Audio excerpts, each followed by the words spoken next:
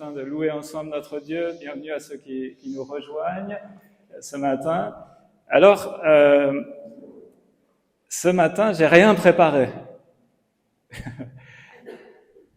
J'ai pas de notes, donc je suis sans filet, mais j'ai préparé des choses quand même dans ma tête. On va se laisser guider, mais j'ai un thème sur le cœur ce matin. Et on va essayer de réfléchir à des choses très pratiques, très pragmatiques ensemble.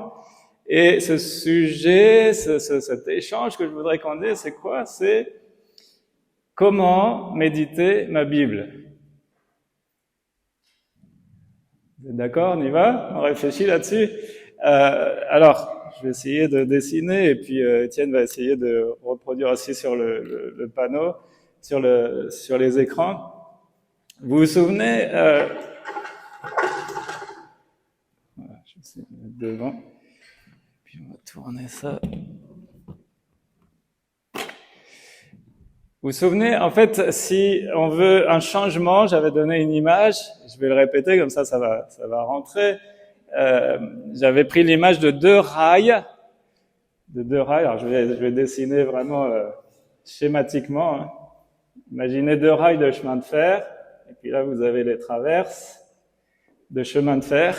Et si on veut le changement, si on veut avancer, si on veut du progrès,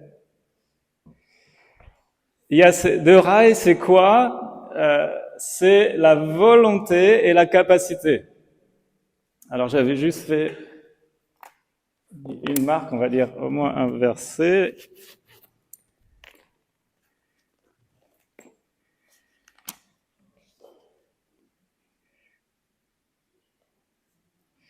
Voilà, dans Philippiens chapitre 2 au verset 20, si je relis brièvement le contexte, « Ainsi, mes bien-aimés, vous qui avez toujours obéi, non seulement quand j'étais présent, c'est Paul qui parle aux Philippiens, non seulement quand j'étais présent, mais bien plus encore maintenant que je suis absent, mettez en œuvre votre salut avec crainte et profond respect.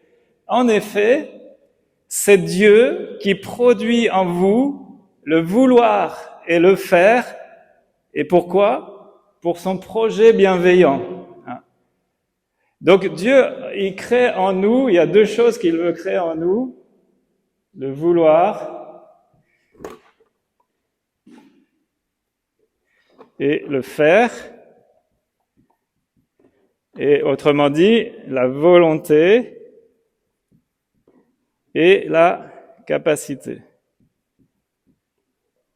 D'accord? Et pourquoi est-ce qu'il veut créer en nous ça? Pour son projet bienveillant. Dieu a des plans. Vous savez qu'il a des plans, il a des projets. Et puis, il a des projets généraux. C'est quoi ce projet qui est pour toute l'humanité? C'est le salut. Hein. Et puis, il a des projets personnels, individuels. Il a des projets aussi collectifs pour l'Église locale. Et puis, il a des projets individuels pour chacun de nous. Dieu a formé sur vous des projets afin de vous donner un avenir et une espérance. D'accord? Et donc, pour ces projets bienveillants, par exemple, un des projets de Dieu, c'est que nous soyons ses témoins, et qu'il nous a envoyés comme tels. Voici, vous recevrez une puissance, le Saint-Esprit survenant sur vous, et vous serez mes témoins. Où ça? Eh bien, à Fécamp, dans toute la région normande, et puis dans toute la France, et puis jusqu'aux extrémités de la terre. Alléluia. Et donc, pour ça, Dieu sait qu'on a besoin de deux choses. On a besoin de volonté et de capacité. Je vous avais expliqué que s'il nous manque l'un des deux, eh bien, on ne peut pas changer, on ne peut pas avancer. Imaginez que si j'avais donné une image, le fait de voler, par exemple. Si j'ai envie de voler, j'aimerais bien voler, j'ai la volonté, de tout mon cœur, je veux voler, mais il me manque une chose, c'est que j'ai pas d'ailes. Il me manque les capacités naturelles. Donc je ne peux pas. Il faudrait, pour que je puisse voler, que je trouve les moyens pour me donner ces capacités-là. Donc l'homme a inventé toutes sortes de choses pour voler, du parachute en passant par le deltaplane jusqu'aux avions et puis même jusqu'aux fusées. Voilà, donc il se dote d'équipements pour avoir la capacité. Donc si j'ai beau avoir toute la volonté, Mais si j'ai pas la capacité, c'est pas possible. Et de la même manière, j'ai beau avoir toutes les capacités, mais si j'ai pas envie, si j'ai pas envie, si au fond de moi j'ai pas cette volonté, eh bien, il va pas s'opérer de changement. D'accord? Donc c'est très important et Dieu, il connaît ces fonctionnements-là mieux que nous et il sait que pour se servir de nous, pour qu'on puisse être à l'œuvre dans son projet bienveillant, eh bien, on a besoin qu'il crée en nous le vouloir et le faire, la volonté et la capacité. Maintenant, le thème que je voudrais aborder avec vous, c'est méditer. Ça tremble.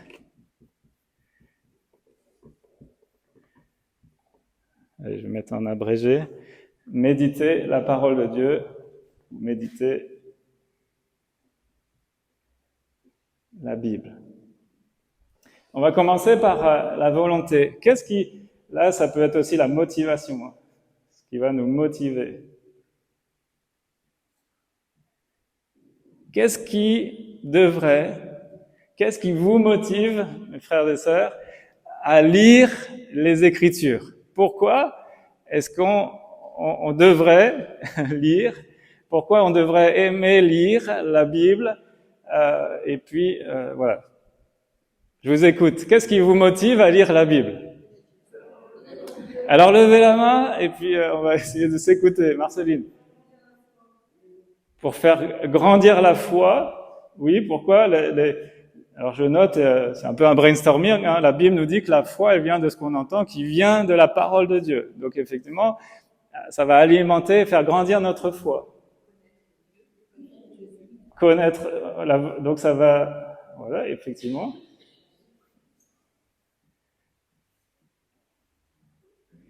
Effectivement, il se révèle au travers sa parole. Tout à fait. Quoi d'autre? Se rapprocher, alors c'est un peu lié, hein, je le mets dans la même catégorie, connaître Dieu, se rapprocher de lui, évidemment. Ses conseils.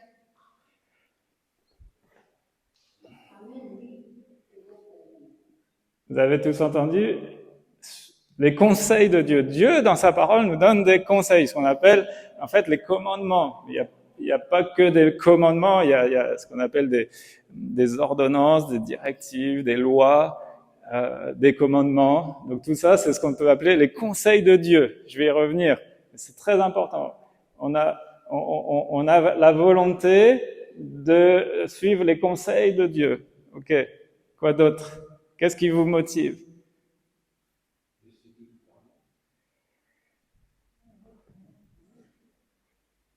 Alors je vais le formuler différent. Lui qui dit parce que Dieu veut nous parler, hein, c'est ça? Laissez Dieu nous parler.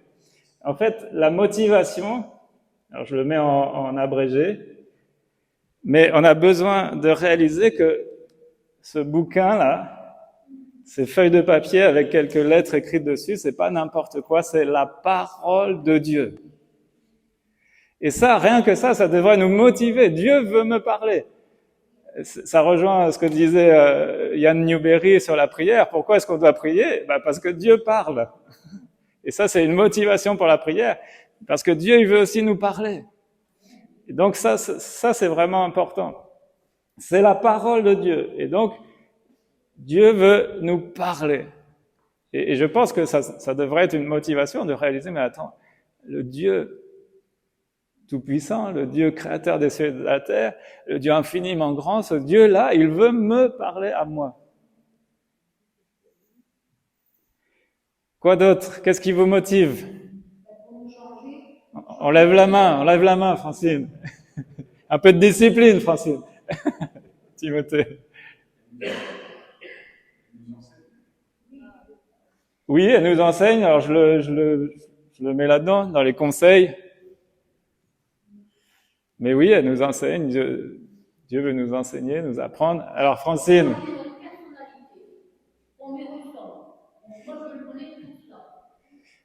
D'accord, alors ça, comment on pourrait le formuler? Pour lui ressembler?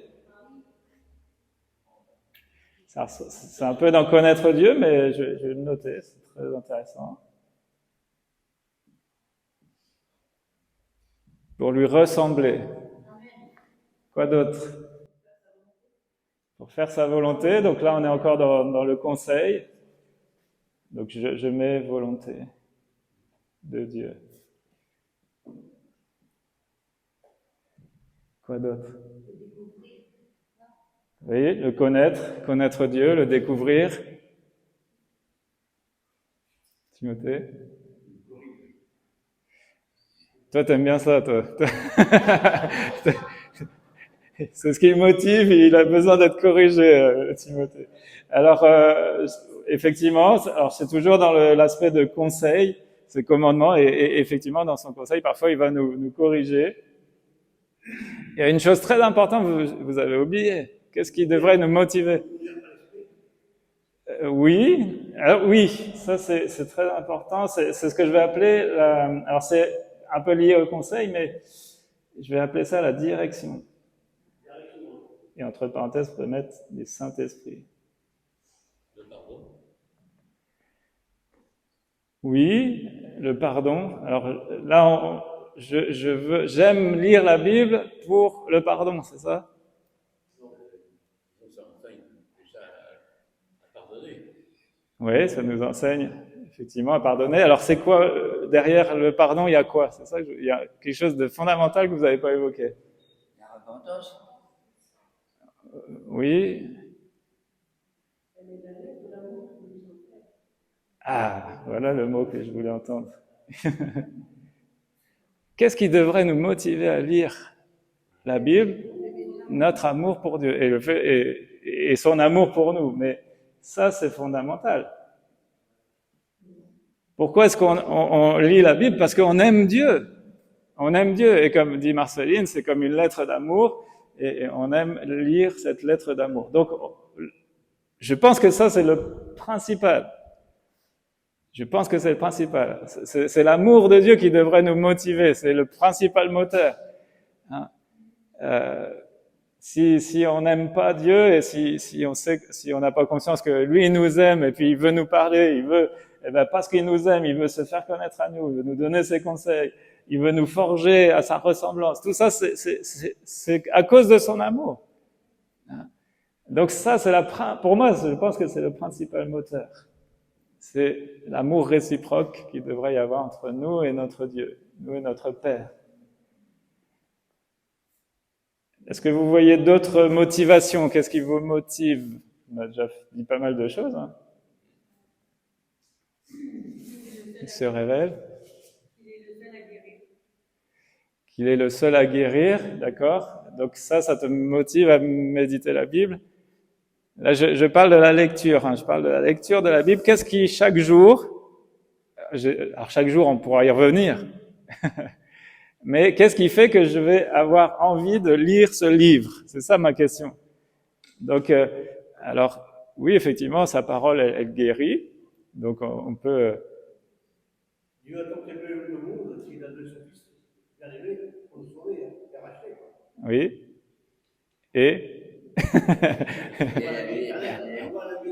Et pourquoi ça te motive à lire la Bible? C'est quoi qui te motive là-dedans? Dieu nous a aimés à travers la... Voilà, donc je l'ai mis. Hein. Je ne sais pas si vous voyez. Donc l'amour, en fait. Là, on est toujours sur le sujet de l'amour. Ok. Si vous avez d'autres idées qui reviennent, vous pourrez ajouter. N'hésitez pas à m'interrompre. Dire Connaître les pensées. Qu'est-ce que pense Dieu? Moi, c'est ma préoccupation. Oui. Donc là, c'est connaître la volonté, là. C'est la recherche de la volonté de Dieu. Connaître la volonté de Dieu, connaître son conseil. Effectivement. Donc ça, effectivement, c'est une motivation. Parce que on sait que les conseils de Dieu, la volonté de Dieu, elle est bonne, agréable et parfaite. Et c'est lui qui a les meilleurs conseils pour nos vies. Ok, alors voilà, ça devrait être la motivation. Il y a une autre raison. Il y a une autre raison importante, je vais rajouter,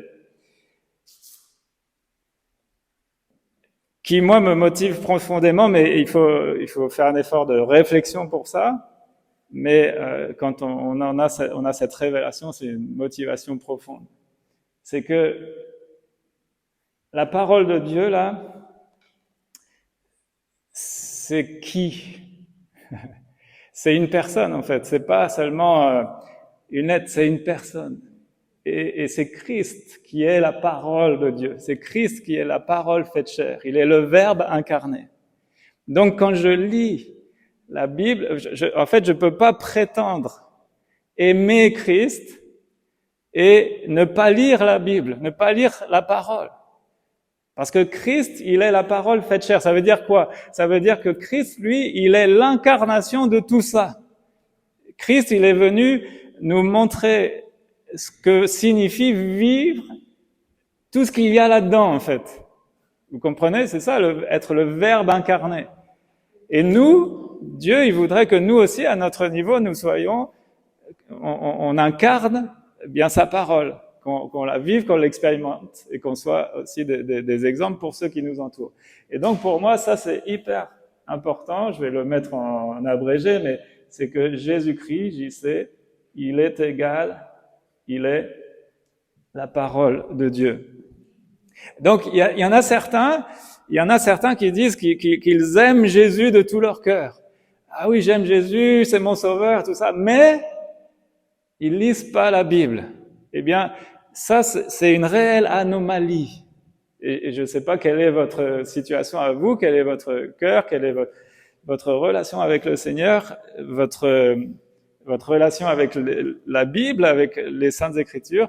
Si je prétends que j'appartiens à Jésus-Christ, que je l'aime, que je veux le suivre, lui obéir et tout ça, mais c'est indissociable. Il est le Verbe incarné. Donc si j'aime Jésus, je vais aimer sa parole. Et donc si j'aime sa parole, je vais être motivé. Hein. Donc là, je peux mettre un grand cœur aussi. Hein. Parce que j'aime Jésus, eh bien j'aime sa parole. Si j'aime pas sa parole, il y a une anomalie. Il y a une anomalie, il faut que vous creusiez, il faut examiner son cœur, de dire, mais qu'est-ce qu'il fait? Comment ça se fait que j'aime pas lire la parole de Dieu? J'ai besoin d'une plus grande révélation de qui est Jésus et de tout ce qu'il me révèle ici dans sa parole.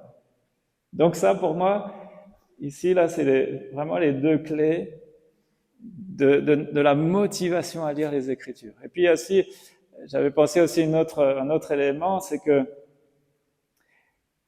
ce qui va changer notre volonté dans ce domaine, c'est le fait de recevoir un cœur nouveau. C'est le cœur régénéré. C'est quand Christ vient habiter dans nos cœurs que les choses changent.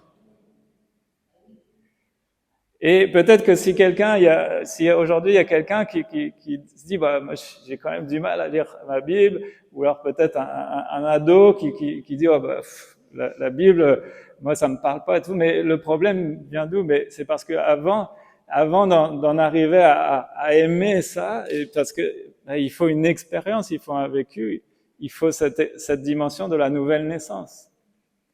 Ce moment où Jésus-Christ vient habiter nos cœurs, il vient faire de nous sa demeure. Nous devenons une habitation de Dieu en esprit. Nous devenons le temple du Saint-Esprit. Et c'est ça qui va tout changer, tout débloquer. Sinon, s'il n'y a pas cette dimension de la nouvelle naissance, tout cela ne reste que théorique, en fait. C'est que de la théorie.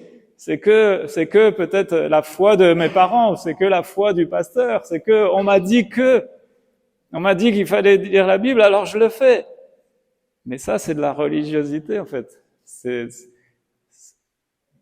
Et donc, ce qui va faire vraiment le changement là pour avoir cette motivation profonde et intrinsèque, non pas extrinsèque, on m'a dit, il faut que le pasteur voudrait que mes parents me disent, il faut que je lise la Bible. Ça, c'est une motivation extrinsèque. Et ça marche pas.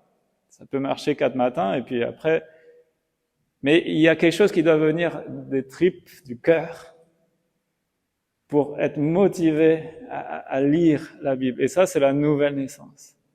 Quand Christ vit en nous, ben là encore, si Christ vit en nous, on peut être que attiré vers sa parole, avoir faim et soif de lire les Écritures. Alors je le rajoute, nouvelle naissance.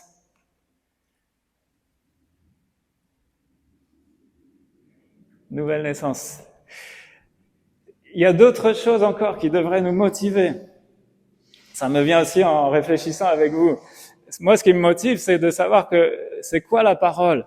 La parole, elle est la vérité. Ça me motive. La parole, elle est vraie, elle est véritable. Ça veut dire ces promesses, les promesses qu'il y a dedans, les annonces, les prophéties, elles sont sûres et certaines. C'est pas des chimères, c'est pas des légendes, c'est pas des peut-être bien que oui, peut-être bien que non. C'est la vérité. Et comment est-ce que je sais? Comment est-ce que nous on sait que c'est la vérité? Parce qu'il y a des choses que Dieu a annoncées et qui se sont accomplies. Et puis il y a des choses que Dieu a annoncées, des promesses de sa parole que nous, on a vécu et on a expérimenté. Et donc, on sait que c'est la vérité. On a expérimenté que c'est la vérité. Donc, quand on sait, non pas avec la tête, mais quand on sait avec le cœur que c'est la vérité, eh bien, on a envie, on a soif de cette vérité. C'est la vérité.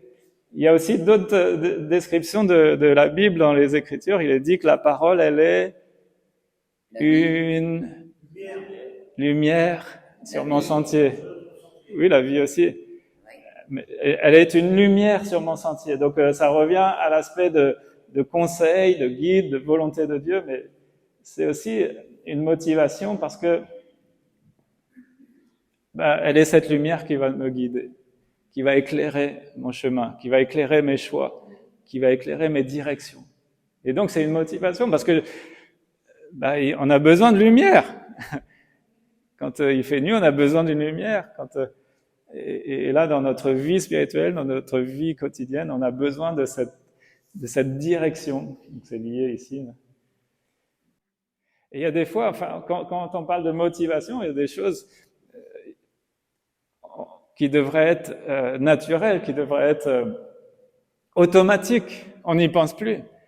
Quand à la maison, vous appuyez sur l'interrupteur pour mettre la lumière, vous y pensez pas, c'est automatique, parce que tout à coup il fait sombre, hop, on allume.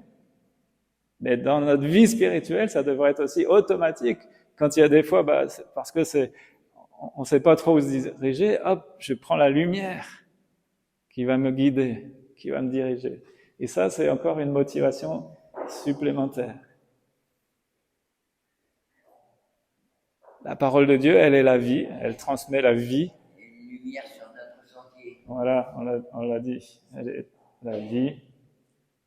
Voilà, donc déjà, tout ça, j'espère que ça... Alors, je ne sais pas où vous en êtes dans le fait de lire la parole de Dieu, à quel rythme vous le faites, et surtout avec quelle motivation, mais tout cela, et je pense qu'on n'a pas été exhaustif, il y a certainement bien d'autres motivations aussi, mais ça devrait vraiment nous motiver. Et il faut que cette motivation, elle soit intrinsèque, elle émane d'un cœur qui aime Dieu. C'est ça le plus important. Et si aujourd'hui tu te dis, moi j'aime pas lire la Bible, eh bien c'est parce que il n'y a pas tout ça peut-être. Il manque en particulier la présence de Jésus, et si tu peux simplement lui demander, Seigneur, viens faire ta demeure en moi.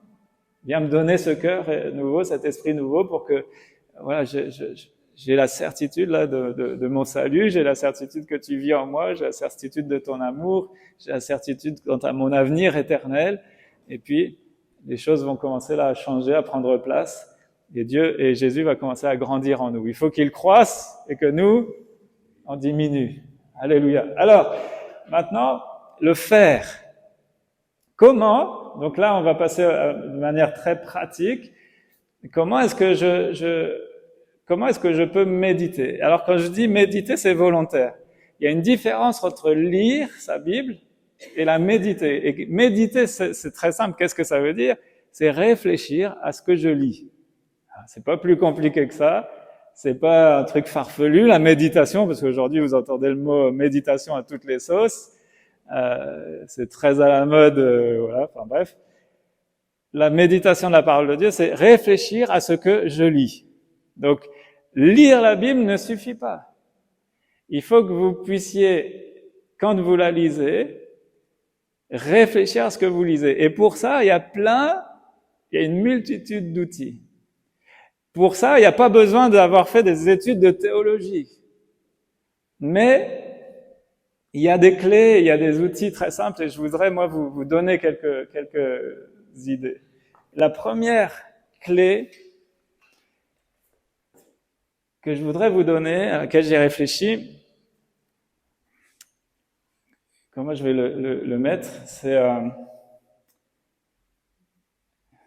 je vais mettre juste ce mot-là, ça va suffire. C'est le fait d'être seul. Seul face à la parole de Dieu.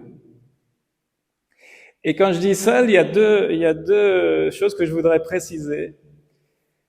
Il y a deux aspects. C'est non seulement seul, c'est-à-dire avec personne d'autre, parce que, alors je sais, il y a toutes sortes de manières de faire. Hein. Et c'est important, notamment dans les couples, c'est important d'avoir parfois des temps où on va échanger, on va lire ensemble la parole de Dieu. Mais c'est extrêmement important d'avoir des moments, la Bible dit, de face à face avec Dieu, personnel, individuel, intime. Parce que Dieu, il veut vous parler à vous et ce qu'il veut vous dire à vous, c'est pas ce qu'il veut dire à votre épouse ou à votre mari. Donc, un seul à seul avec Dieu. Seul à seul, où vous ouvrez la Bible et vous êtes tout seul face à la Bible. Ensuite, quand je dis seul, je voudrais vous défier. Je voudrais vous challenger. Je sais qu'il y en a beaucoup d'entre vous qui utilisent les feuillets quotidiens. Vous savez, les pensées du jour quotidiennes. C'est très bien. C'est très bien. Je vous dis pas. Mais je vous mets au défi, pendant un certain temps, d'arrêter ou de séparer vos temps de lecture, d'arrêter ces feuillets quotidiens et de vous placer juste avec la parole de Dieu, juste devant la parole de Dieu. Sans aucun commentaire. Pourquoi?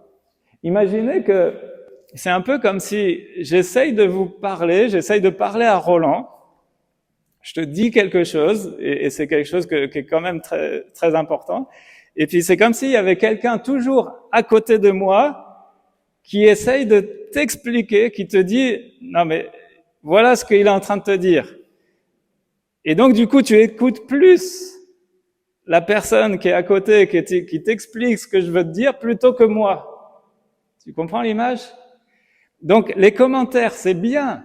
Attention, je suis pas en train de dire que c'est pas bien. Il en faut, et j'en utilise. Il y a toutes sortes. Il y a les feuillets quotidiens. Il y a des commentaires qui sont un peu plus fouillés, des commentaires théologiques, etc. Des bibles d'études. C'est très, très bien. Mais, faites l'exercice. Et je vous mets au défi de le faire. C'est un challenge de vous placer juste vous, tout seul, face à la parole de Dieu. Vous lisez les Écritures et il n'y a pas de commentaires, il n'y a pas, il y a pas voilà, il n'y a pas de commentaires, il n'y a pas de lecture, comment dire, il n'y a pas d'autres éléments que la parole de Dieu, ce que Dieu vous dit dans les Écritures. Donc seul à seul, face à face, ça c'est une première chose. Et du coup, comment je fais alors? Comment je fais quand je me retrouve face à face? Comment je fais pour comprendre? Parce que c'est vrai qu'il y a des fois, on va lire des passages et c'est compliqué à comprendre. Il y a des choses, on comprend pas tout. Et du coup, comment je fais? Alors là, il y a plein de petites méthodes, il y a plein de petites choses qui vont vous aider. Et là, je parle de la lecture quotidienne. D'ailleurs, allez, on y va tout de suite. C'est quoi le rythme? Quel devrait être le rythme de lecture de la Bible? Allez, je vous écoute. Alors, tu dis au moins une fois par jour. Qui pense autrement? Une fois par semaine? Pourquoi? Alors, pourquoi une fois par jour?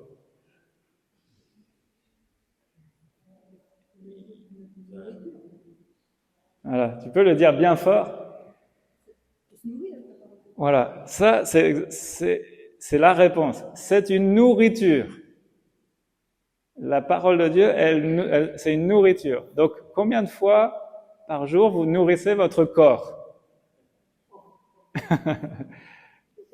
3 fois, 4 fois, le petit-déj, le dîner, le déjeuner, le goûter, le souper. Et puis il y en a qui grignotent entre les repas. Donc, on le fait de manière très naturelle. Alors ça, c'est un peu notre culture aussi très occidentale. Hein. Dans certains pays, ils mangent qu'un repas par jour. Hein. Mais c'est sûr que notre corps, on le nourrit au quotidien. Et Dieu dit que la parole de Dieu, ben c'est une nourriture. On l'a pas inventé, hein, c'est Dieu qui le dit dans sa parole. L'homme ne vivra pas de pain seulement, mais de toute parole qui sort de la bouche de l'Éternel. Donc, quand est-ce que je devrais lire? C'est tous les jours. Tous les jours. Et je mets quotidien. C'est tous les jours. Après, ça c'est le rythme. Maintenant, la quantité, la quantité, c'est comme la nourriture. Ça dépend de chacun. Ça dépend si vous avez faim. Ça dépend si vous avez beaucoup à nourrir. Quand je dis ça dépend de chacun, il y en a certains qui vont... Alors moi, je vais vous expliquer un peu comment je fais, ce que je conseille, mais il y en a certains qui vont préférer avoir un seul temps dans la journée, d'autres vont préférer avoir 3 ou 4 temps, 3 fois un quart d'heure ou 2 fois une demi-heure, ou peu importe. Ils vont répartir dans la journée, le matin, une fois le soir, etc. Donc ça, c'est à chacun. Il n'y a pas de règle établie pour ça. Mais la règle pour moi, c'est au quotidien. Au quotidien. Parce que c'est une nourriture.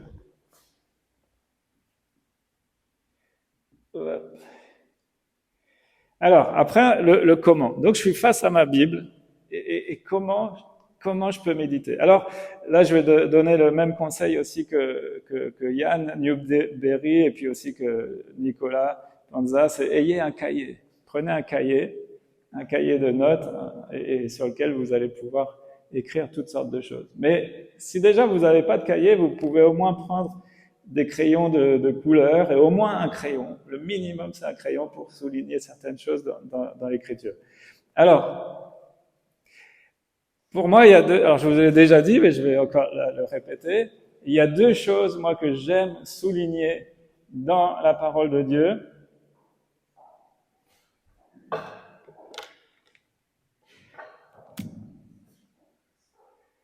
Ce sont les conseils de Dieu, et puis, on l'a pas mis, tiens, mais ça, c'est une motivation aussi.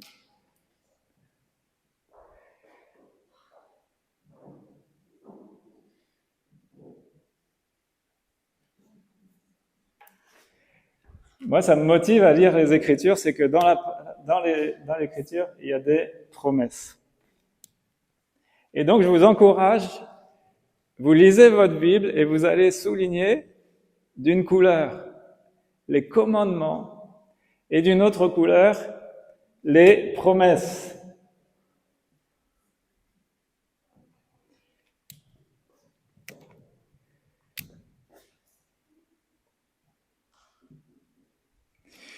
Pourquoi est-ce que c'est si important et pourquoi c'est si bénéfique de faire cet exercice? Moi, ça fait longtemps que je le fais, ça fait au moins je dois en être à ma 5e Bible dans laquelle je fais cet exercice-là. Cette année, je le fais dans une Bible en anglais. Et j'aime ça parce que les promesses de Dieu, elles s'adressent à notre foi. C'est-à-dire, soit j'y crois, soit j'y crois pas. Donc, quand on lit les Écritures et puis que vous avez souligné les promesses, tout de suite, le Seigneur te dit, en fait, derrière cette promesse, tu y crois ou tu y crois pas? Est-ce que tu crois vraiment que je peux faire ça? D'accord? Ça s'adresse directement à notre foi. Soit je veux bien y croire, soit je ne veux pas y croire. Donc, ça vient challenger notre foi. Et cette histoire des promesses, c'est pas mon affaire, c'est la responsabilité de Dieu. C'est Dieu qui est engagé. Nous, on peut rien y faire aux promesses de Dieu. On peut pas les exaucer. On peut pas les... D'accord? Ça, c'est la responsabilité de Dieu. Par contre, les commandements, eux, ils s'adressent non plus à notre foi, mais à notre obéissance. C'est soit je veux bien y obéir, soit je veux pas y obéir. Alors, c'est lié aussi à la foi, parce que si j'ai conscience que les commandements de Dieu sont bons, ben, je vais avoir plus tendance facilement à y obéir. Si j'ai pas conscience de ça, je dis bon, c'est pas très grave si j'y obéis pas. Donc c'est lié quand même à la foi, mais il s'adresse à notre obéissance. Et là, les commandements, c'est plus la responsabilité de Dieu, c'est ma responsabilité. Dieu, il engage notre responsabilité. Et vous remarquerez, si vous faites cet exercice-là, que bien des fois, il y a des commandements qui sont liés, des promesses qui sont liées à des commandements. J'en lis une, allez, au hasard.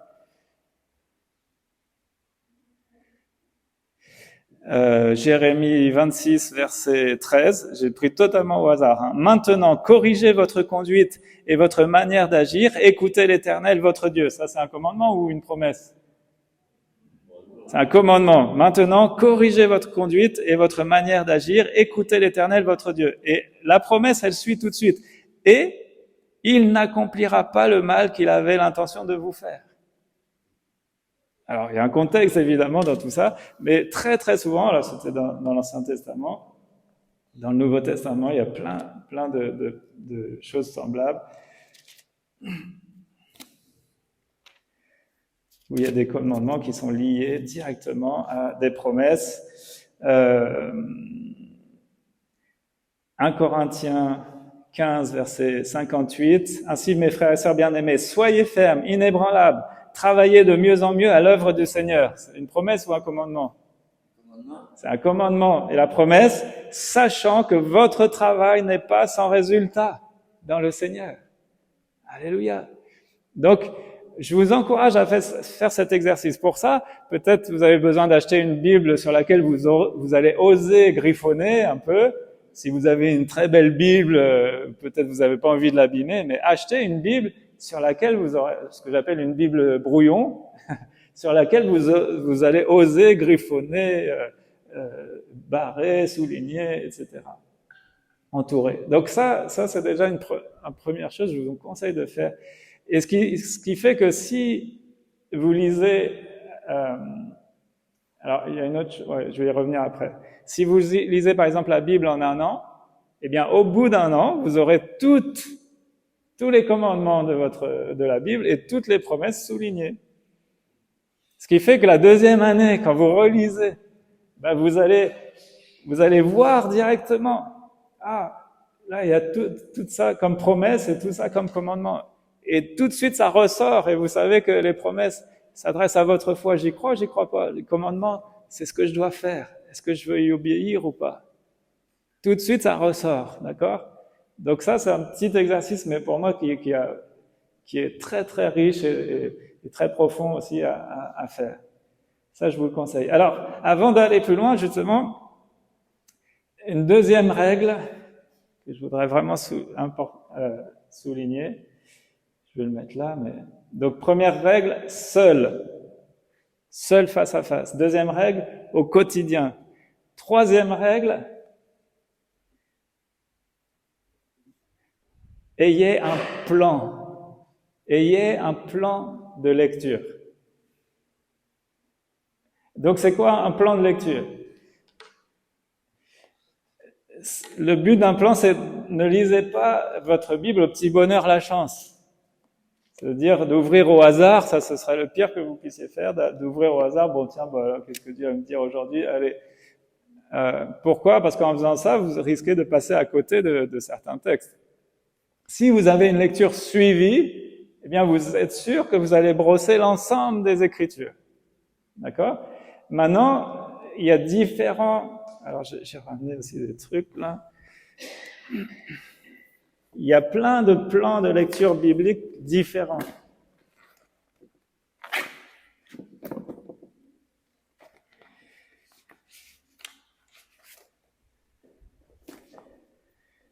Là, j'en ai un, c'est la Bible en 6 ans.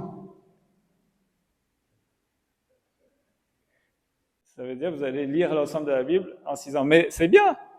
Chacun a son rythme. Mais ça veut dire qu'en 6 ans, vous êtes sûr que vous allez avoir lu l'ensemble de la Bible. D'accord? Il y a, je dois avoir la Bible en 3 ans. Plan de lecture, Bible en 3 ans, en 3 ans, vous aurez brossé toute la Bible. Moi, ce que je préfère, et ça fait là aussi très longtemps que j'utilise ce plan, moi j'utilise un plan de lecture en 1 an, mais pas n'importe quel plan de lecture. Chaque jour, j'ai une portion de l'Ancien Testament, une portion du Nouveau Testament, une portion des psaumes et une portion des proverbes. Et pourquoi j'aime ça? C'est parce que, comme un bon repas, c'est une nourriture équilibrée. Il y a entrée, plat, fromage, dessert.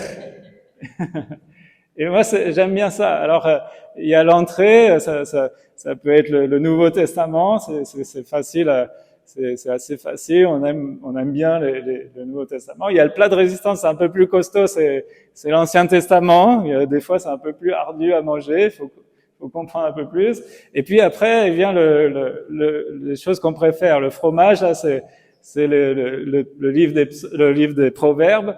Et puis il y a le dessert. Le meilleur, c'est toujours les psaumes. On se régale toujours avec les psaumes. Donc moi, j'aime bien ça. Et donc il y a toutes sortes de plans. Donc vous pouvez le trouver facilement en papier. Vous pouvez aussi l'avoir en format électronique.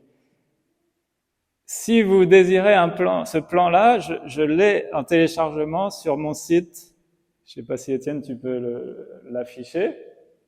Vous allez sur le site chrétien.online. Chrétien.online, c'est mon blog sur lequel je publie des articles, j'ai créé aussi des formations. Et vous allez en haut, vous avez les onglets, vous avez bonus. Si tu peux aller tout en haut, voilà, vous avez l'onglet bonus, vous cliquez là sur bonus. Et puis ensuite, vous avez plusieurs bonus que vous pouvez télécharger. Alors, vas-y, descends. Donc ça, c'est un livre. Je vais pas y venir maintenant. Vas-y, descends. Voilà, ici. Et là, vous allez recevoir le plan de lecture de la Bible. Et vous allez recevoir en PDF un plan de lecture qui suit, moi, ce que je suis, là, mon plan de lecture quotidien. Ancien Testament, Nouveau Testament, psaumes et proverbes. Voilà, si c'est trop ardu pour vous, si ça fait trop de lecture, vous prenez un truc plus simple, ou alors vous partagez en deux, vous dites cette année je fais l'Ancien Testament, l'année prochaine je ferai le Nouveau. Bon, je vous conseille pas parce que c'est bien d'avoir cette nourriture équilibrée. Mais en tout cas, ayez un plan de lecture suivi.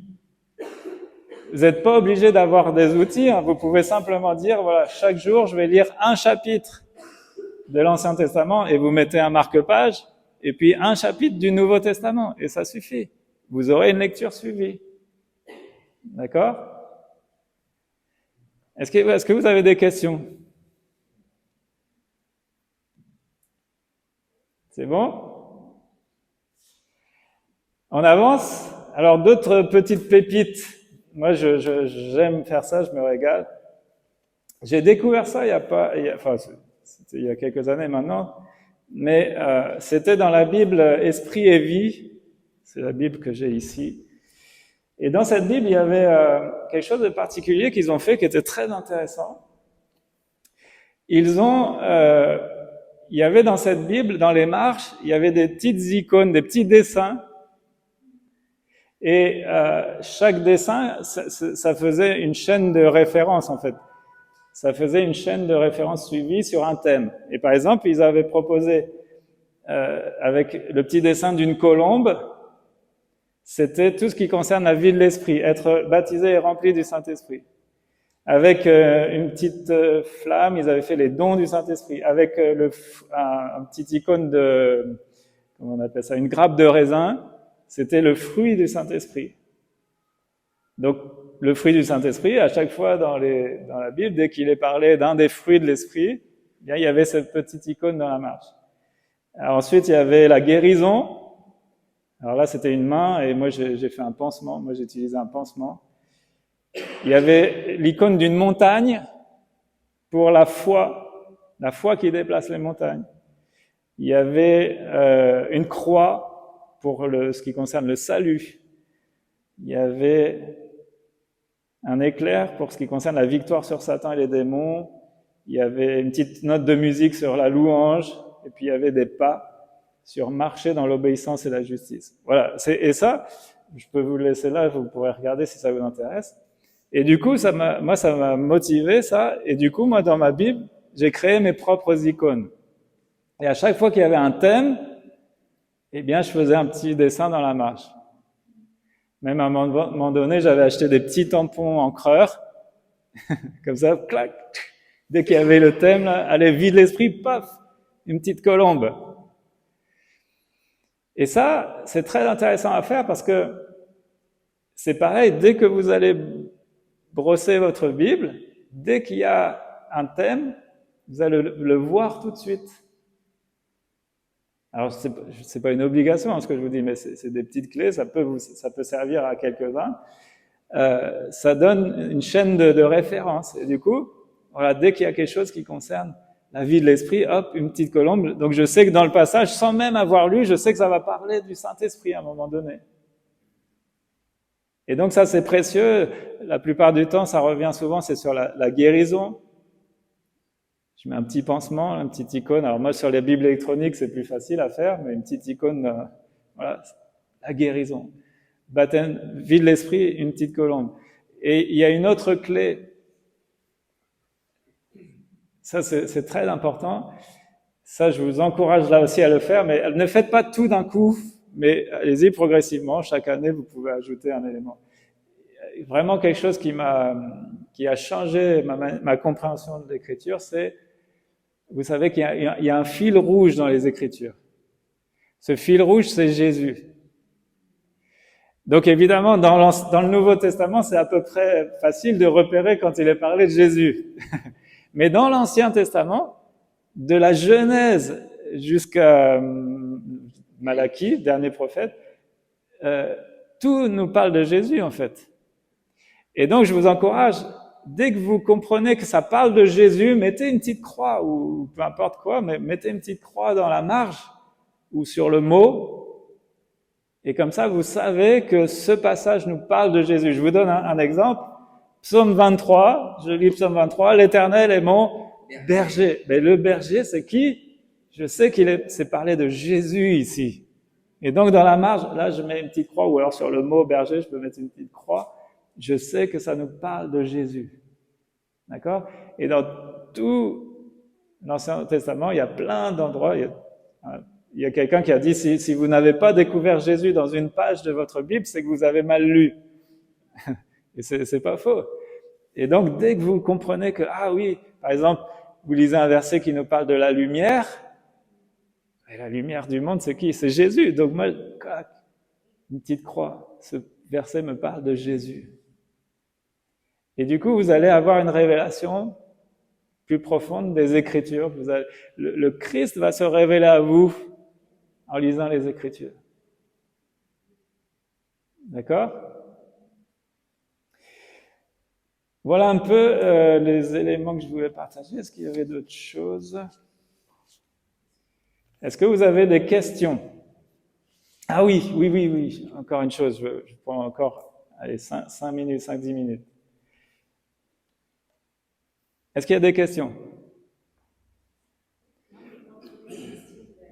Ah? Oui, aussi. Quelque chose que je fais aussi systématiquement, c'est que j'entoure tous les points d'interrogation. Donc, toutes les questions de la Bible. Parce qu'à chaque fois qu'il est posé une question, en fait, c'est à moi qu'elle est posée la question. Donc, je lis les Écritures et paf, allez, au hasard, là, il y a une question. C'est pas très réjouissant, mais c'est quand même une question. Il disait donc aux foules qui venaient se faire baptiser par lui, race de vipères, qui vous a appris à fuir la colère à venir? Bon, c'est au hasard, hein, mais c'est une question. Et donc, c'est une question que Dieu me pose à moi. Est-ce que toi, tu fuis d'une certaine manière la colère à venir? Donc il y a tout un contexte, il y a des explications sur lesquelles on va réfléchir, en disant ça veut dire quoi? Et puis on va réfléchir. Et Dieu et Jésus dit après, produisez donc des fruits qui confirment, des fruits dignes de la repentance, des fruits qui confirment votre changement d'attitude. Et donc je vais comprendre que si pour pas fuir, pour affronter le jugement, en fait, et ne plus en avoir peur, eh bien, il faut passer par la repentance. D'accord, vous comprenez? Voilà, c'est un exemple au hasard, mais il y a tellement de questions. Donc, soulignez les questions. Très important, très intéressant à faire. Ensuite, voilà, vous donnez quelques petites clés encore. Je vous ai dit d'avoir un cahier, et dans ce cahier, qu'est-ce que vous allez noter? Moi, je vous encourage à faire une chose, c'est très simple.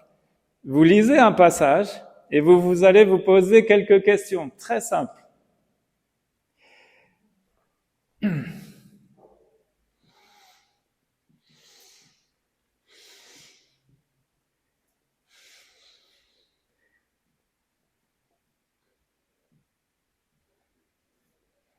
M'apprend, il y a un S. Voilà. La question c'est qu'est-ce que ce passage m'apprend? Et puis ensuite, vous allez aller un tout petit peu plus en détail. Qu'est-ce que ce passage m'apprend sur Dieu? Voilà. Sur Dieu, de manière générale, Dieu le Père. Qu'est-ce que ce passage m'apprend sur Jésus?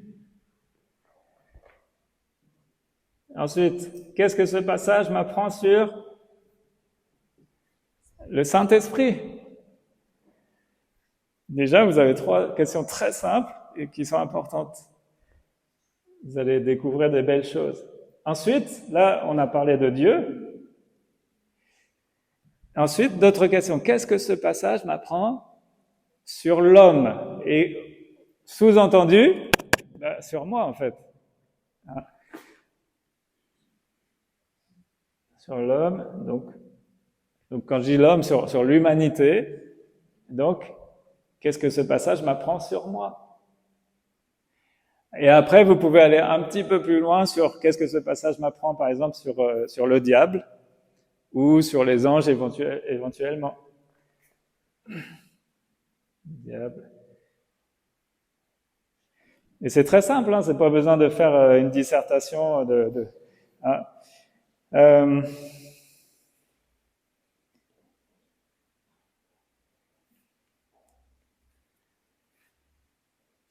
Alors vous avez compris, hein, je ne vais pas prendre trop de temps.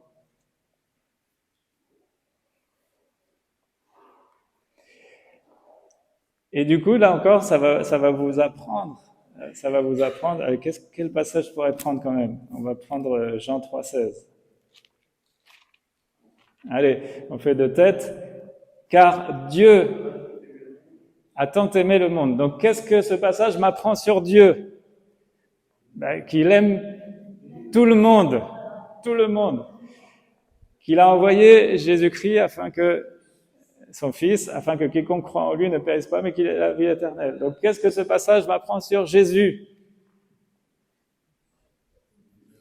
Qu'il a été envoyé, qu'il a été offert en sacrifice, qu'il est, voilà, vous pouvez disserter, mettre tout ce qui vous parle à vous. Hein. Qu'est-ce que ce passage m'apprend sur le Saint-Esprit? Rien. Tout simplement, ce verset ne parle pas du Saint-Esprit, donc il m'apprend rien sur le Saint-Esprit. D'accord? Il faut être très pragmatique. Hein.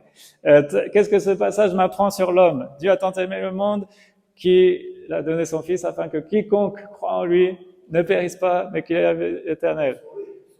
Donc l'homme, qu'est-ce qu'il m'apprend sur l'homme? L'homme a besoin, quiconque a besoin de croire en Jésus. Quiconque croit en lui ne périsse pas. L'homme peut échapper à la mort, il peut ne plus périr, et l'homme peut avoir la vie éternelle.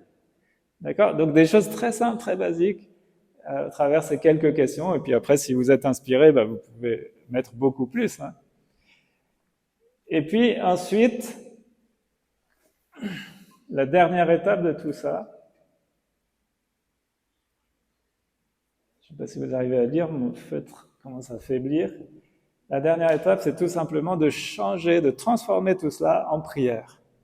En prière. Si vous avez appris quelque chose sur Dieu, et puis comme un peu Yann Newberry nous faisait remarquer, si vous voyez qu'un passage nous dit que Dieu il est tout puissant, vous allez pouvoir louer Dieu sur le fait qu'il est tout puissant. Là on vient de lire Jean 3,16, Dieu a tant aimé le monde. Je te loue Dieu parce que tu m'aimes, et tu m'aimes non seulement moi, mais tout le monde sans exception, sans favoritisme. Ton salut il est pour tous, alléluia. Et vous allez louer en fonction de ce que vous avez découvert. Ah Jésus, je te loue parce que tu as donné ta vie sur la croix, tu t'es offert un sacrifice, et puis voilà, etc., etc. Vous comprenez? Est-ce que ça vous parle? Est-ce que ça vous aide? Alors, peut-être il y a la question du temps. Quel temps je dois y passer? Là encore, c'est chacun comme il peut. Juste le fait de lire et de souligner, ça prend pas de temps en fait. C'est juste le temps de la lecture, c'est très rapide. Le fait là de se prendre un cahier, de se poser ces questions, là, ça va prendre un tout petit peu plus de temps.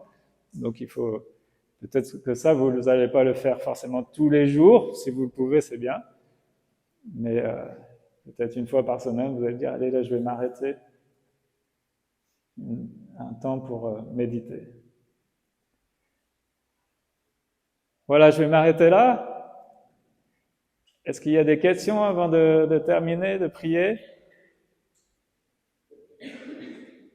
J'espère que ça vous aide. Alors après, il y a plein d'autres outils. Hein.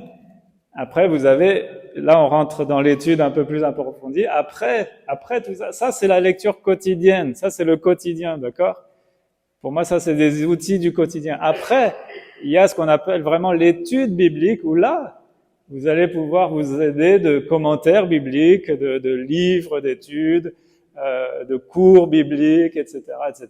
Et là, vous allez encore aller plus profondément, ça c'est sûr, s'il y en a qui le désirent, il y a cette possibilité. Mais voilà, c'est un peu la différence entre la nourriture quotidienne et puis aller au resto.